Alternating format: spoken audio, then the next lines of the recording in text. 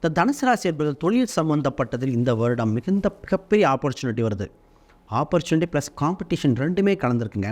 சனி பகவான் 10ஆம் வீட்டுக்கு தொடர்பு பார்வையாக வரும்பொழுது நீங்கள் செய்கிறது இன்னொருத்தன் செய்வான். உங்கள் வேலையாட்களை இன்னொருத்தர் போட்டு ஆரம்பிப்பான். சார் ஆல்ரெடி ஆரம்பிச்சிட்டான் அப்படின்னு கூட சொல்லலாம். அப்போ என்ன பண்ணணும்னா, நீங்கள் போட்டியில் சர்வே ஆகும்னா குவாலிட்டியை ஒன்று இன்க்ரீஸ் பண்ணணும் அல்லது ரேட்டை குறைக்கணும். அப்போ புது யுக்திகளை கையாண்டு ஜெயிக்க வேண்டிய ராசி. அப்போ அந்த ராசி ஜெயிச்சிருமா, சஸ்டெயின் பண்ணிடணும்னா நாலேஜ், இயற்கையாக நாலேஜ் உண்டு.